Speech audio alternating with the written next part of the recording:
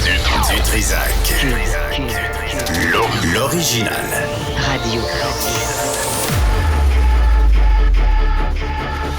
Du Trizac. Votre plaisir coupable. Cube Radio. Bonjour tout le monde, c'est le 19 septembre 2023. J'espère que vous allez bien. Aujourd'hui à l'émission, on va parler de Dans la tête d'un espion, un nouveau documentaire qui est en ligne aujourd'hui sur la plateforme Vrai. Un documentaire avec Dave Noël et Antoine Robitaille sur l'histoire de Claude Morin. C'est absolument fascinant. J'ai regardé 3 épisodes sur 4. J'ai hâte de voir le 4e. Et aussi à midi, un résident du quartier chinois va répondre à M. Baudry, qui est de l'administration de Valérie Plante, qui nous a dit hier que la ville fait son gros possible dans le quartier chinois, mais il y a des problèmes d'itinérance, de violence, de criminalité, de drogue aussi. Donc, on va parler à M. Chou tantôt vers midi. Mais tout d'abord, Lynn Bessette est avec nous, intronisée au temple de la renommée du cyclisme québécois en 2022. Madame Bessette, bonjour. Merci d'être avec nous. J'ai besoin de faire votre CV là, tu sais, pour la forme, pour que ça paraisse bien. Mais 6 fois championne du Canada, les plus beaux mollets du Canada, paraît-il, votés par un jury indépendant, représente le Canada aux Jeux olympiques de 2004. Madame Bessette, merci d'être avec nous. Puis, on a vu, c'est dans le contexte, là, de votre invitation, c'est dans le contexte de la création là, de la Ligue canadienne de hockey féminin, mais un contexte plus large là, de sport et de la tricherie. Et quand on fait face à des adversaires dopés, on ira pas là. Je le sais que vous voulez pas y aller, on ira pas.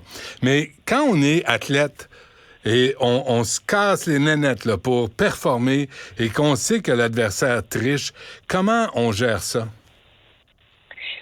Déjà, on ne sait pas jusqu'à temps qu'il soit pris pour dopage, là, qui triche, on doute qu'il y a peut-être quelque chose qui se passe parce que c'est un tempérament différent, un style de cours différent. Je peux juste parler par rapport à moi, ce que j'ai vécu. Ouais. Puis là, si je me rappelle du passé, c'est vraiment de la frustration qu'on a. Puis c'est plein de questionnements qui se passent dans notre tête parce qu'on se dit, qu'est-ce qui se passe? Pourquoi c'est comme ça? Puis pourquoi c'est riche? Parce que ça, on ne sait pas.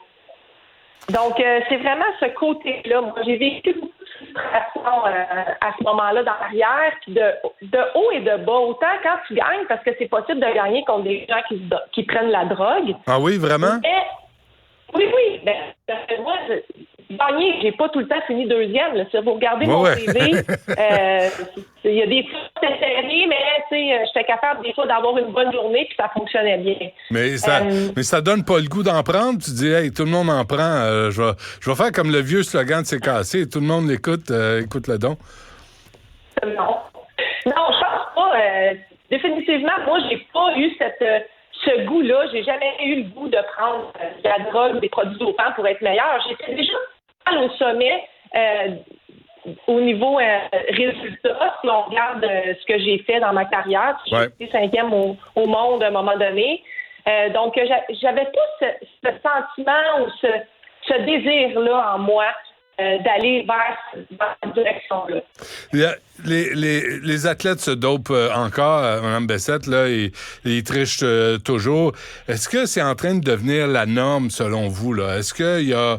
Il y a un geste, il y a le laboratoire pour tester lors des Jeux olympiques, mais c'est pas devenu une farce, tout ça? Avec vous, je pense qu'il y a beaucoup de travail qui s'est fait au niveau des fédérations puis de l'antidopage pour justement essayer pas d'encadrer ça, mais d'éliminer ça. On s'entend qu'il va toujours en avoir. Il y en a toujours qui sont à l'affût, il y en a toujours qui passent par la porte d'en arrière. La vie est comme dans n'importe quoi. On dirait qu'ils n'ont jamais droit. Sauf que je serais pas prête à dire que tout le monde prend de la drogue, puis pourquoi j'en prendrais pas, parce que je vais être égale avec tout le monde. Non, je suis pas d'accord. Non, pas du tout. On m'a donné, Sybelle avec qui je travaille, m'a donné la référence de Rachel McKinnon. Parce que là, on parle de dope, là, mais là, ce qu'on constate aussi, c'est que dans les sports de tout niveau, les femmes se frottent à des joueuses trans. On a des exemples en natation, en boxe, en arts martiaux mixtes, en cyclisme aussi. Là, en 2018, Rachel McKinnon est devenue la première cycliste sur piste transgenre. Puis évidemment, elle a établi des records du monde. C'est pas ça aussi une concurrence déloyale? J'ai vu dernièrement qu'il y a des catégories au niveau de la gravelle, là, parce que là, je parle de ce que je connais, qui ont fait des catégories trans. Donc, ils font la compétition ensemble, sauf qu'ils ont un pot différent. Donc, ça commence à se séparer au niveau des catégories. Sur la piste, moi, je n'ai pas vécu. Je me souviens que j'avais couru contre des personnes trans quand je faisais du cyclocross. Et ça venait pas jouer dans ma ligue. Donc, je me suis dit, je me suis jamais posé la question. Je ne sais pas si ça me fait maintenant, comment je réagirais, ça, je peux pas vous le dire. Ouais. Je pense que ça... Je me souviens, j'avais écouté les Olympiques, je me rappelle pas c'était quel. Puis la course à pied, il y avait une Canadienne sur 800 mètres, elle avait fini 4e derrière trois personnes trans. Je me rappelle bien, faudrait confirmer ça, là, mais je me rappelle que ça avait fait ça avait soulevé beaucoup de questionnements de frustration. Donc, oui, ça peut devenir, comme vous dites, dans la même catégorie, dans le sens que à compétition inégale. Je ne sais pas qu'est-ce qu'il faudrait faire par rapport à ça. Ouais.